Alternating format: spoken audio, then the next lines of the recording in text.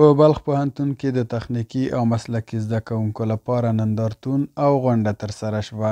دغه نندارتون او غونډه د تخنیکي او مسلکي زده کوونکو لپاره یوه عملي تشویقي او همغږیزه غونډه وه چې د بلخ د تخنیکي او مسلکي زده کړو د آمریت لخوا جوړه شوې وه.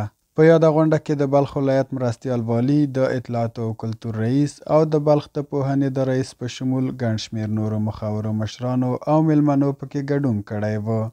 د بلخ ولایت مرستیال والی حافظ نورالهادي ابو ادریس په خپلو خبرو کې ډاډ ورکړ چې اسلامي امارت به د تخنیکي او مسلکي زده کړو په برخه کې د ځوانانو ملاتړ ته دوام ورکړي او له ځوانانو یې وغوښتل چې خپل قیمتي وخت په مسلکي زده کړو ولګوي ترڅو وکړای شي هیواد د نړۍ له پرمختللو ملتونو سره سیال کړي.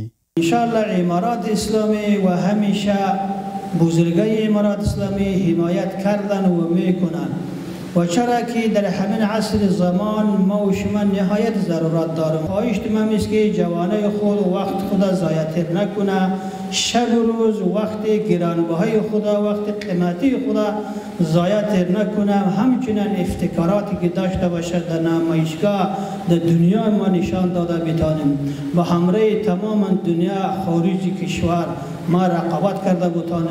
ورته مهال د بلخ د تخنیکي او مسلکي زده کړو آمر مولوي نورالله صلاح الدین امیري د نوښتګرو زده کوونکو ستاینه وکړه او ویل چې دا ډول نندارتونونه نه یوازې استعدادونه روښانه کوي بلکې نورو ته هم الهام ورکوي. د هغه په وینا مسلکي زده کړې د نبوت له سنتونو سره همغږي لري او مسلک، تخنیک او حرفه د شریعت دننه اعمال دي او زیاته یې کړه چې دا نندارتون مو په شخصي لګښت جوړ کړی دی خو نیت لرو چې په راتلونکي کې د اسلامي امارت په ملاتړ د شمال زون په کچه پراخ نندارتونونه جوړ کړو. زده کوونکو په تش لاس او په تش جب باندې جوړه کړې ده. موږ سره په انستیتوټ کې په لیسو کې داسې ښه ذهنونه، ښه فکرونه، ښه اشخاص موجود دي خو متاسفانه چې اوس فعلا په لاس کې څه نه لرو. آینده انشاءالله نظام دې ته توجه کړي. آینده موږ د دې دپاره تصمیم لرو لکه څنګه چې موږ اوس دغه په تش لاس باندې په کم مصرف باندې یو نمایشګاه دایر کړی. آینده موږ داسې ترتیب لرو چې دا د زون په سطحه شي، غټه شي. تقریبا دا 4 کاله کېږي چې په ادارې تعلیمات تخنیکي او مسلکي مرکز کې دغه نمایشګاه دایریږي.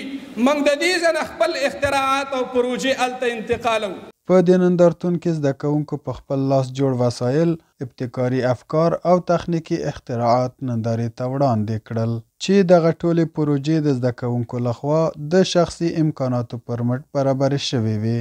ورته مهال یو شمېر زده کوونکو له خلکو وغوښتل چې خپلو اولادونو ته د مسلکي زده کړو زمینه برابره کړي او ویل که چیرې له دوی ملاتړ وشي دوی به وکولی شي لا زیات پرمختګ وکړي.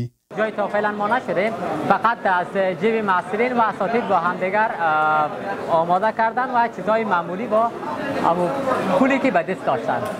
این دغه د علم پرمختګ دی چې موږ استاسو په دې حالت رسولي یاستو کې یو ځای کې چې علم زیات وي عمل ته پرمختګ هم ډېر وي، پیشرفت هم ډېر وي، ترقي هم هلته ډېر وي. ما له ټولو خلکو عموما داسې غوښتنه ده چې د خپل بچیان وهڅوئ د خپل تعلیم ته او د خپل بچیانو ته وخت ورکوي چې تعلیم وکړي او د تعلیم نه یو څه زده کړي. په یاده غونډه کې یو شمېر استادانو د خپلو زده کوونکو نوښتونه وړاندې کړل او د خپل زحمتونو له رنګ راوړلو نه یې خپل خوښي څرګنده کړه.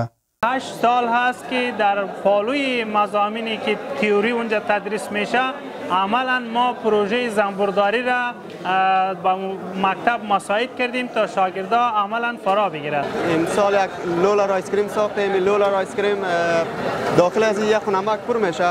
بعد از اون آیسکریم از میوه‌جات تازه به وجود میاد.